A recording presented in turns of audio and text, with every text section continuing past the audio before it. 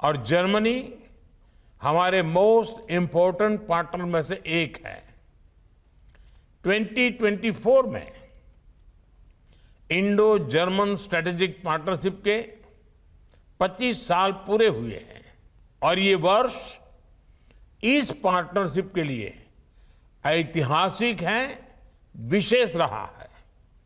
पिछले महीने ही chancellor Scholz अपनी तीसरी भारत यात्रा पर थे। 12 वर्षों बाद दिल्ली में Asia Pacific conference of the German businesses का आयोजन हुआ। इसमें जर्मनी ने focus on India document release किया। यही नहीं, skilled labour strategy for India उसे भी रिलीज किया गया। जर्मनी द्वारा निकाली गई ये पहली कंट्री स्पेसिफिक स्ट्रेटेजी है। साथियों, भारत जर्मनी स्ट्रेटेजिक पार्टनरशिप को भले ही 25 वर्ष हुए हो, लेकिन हमारा आत्मीय रिश्ता शताब्दियों पुराना है। यूरोप की पहली संस्कृत ग्रामर, ये बुक्स को बनाने वाले शख्स एक जर्मन थे। 2 जर्मन मर्चेंट्स के कारण जर्मनी यूरोप का पहला ऐसा देश बना जहां तमिल और तेलुगु में किताबें छपी। आज जर्मनी में करीब 3 लाख भारतीय लोग रहते हैं। भारत के 50,000 छात्र जर्मन यूनिवर्सिटीज में पढ़ते हैं और ये यहां पढ़ने वाले फॉरेन स्टूडेंट्स का सबसे बड़ा समूह भी है। भारत जर्मनी रिश्तों का एक और पहलू भारत में नजर आता है।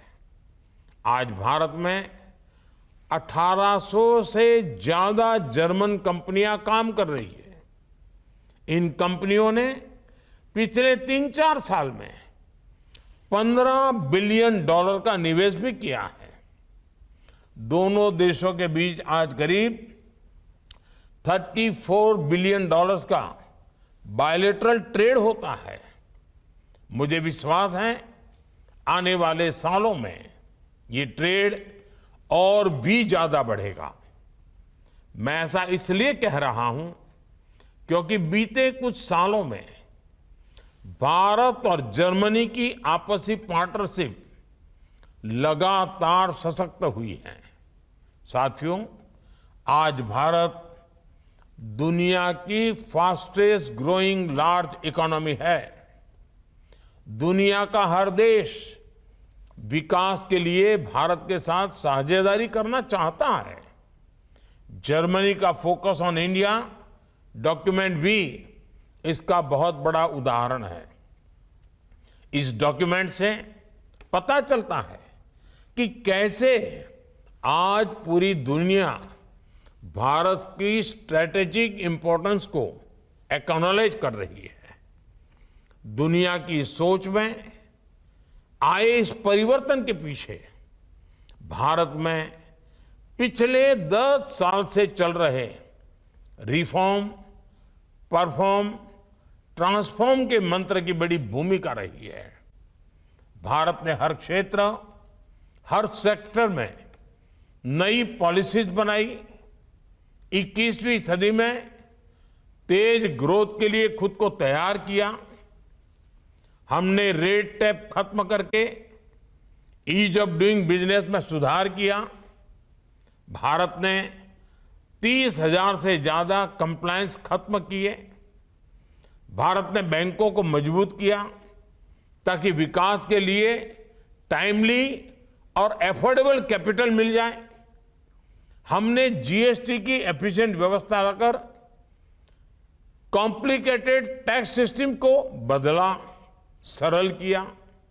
हमने देश में प्रोग्रेसिव और स्टेबल पॉलिसी मेकिंग एनवायरनमेंट बनाया ताकि हमारे बिजनेस आगे बढ़ सके। आज भारत में एक ऐसी मजबूत नींव तैयार हुई है जिस पर विकसित भारत की भव्य इमारत का निर्माण होगा। और जर्मनी इसमें भारत का एक भरोसेमंद पार्टनर रहेगा। साथियों, जर्मनी की विकास यात्रा में मैन्युफैक्चरिंग और इंजीनियरिंग का बहुत महत्व रहा है। भारत भी आज दुनिया का बड़ा मैन्युफैक्चरिंग हब बनने की तरफ आगे बढ़ रहा है। मेक इन इंडिया से जुड़ने वाले मैन्युफैक्चरर्स को भारत आज प्रोडक्शन लिंक इंसेंटिव देता है।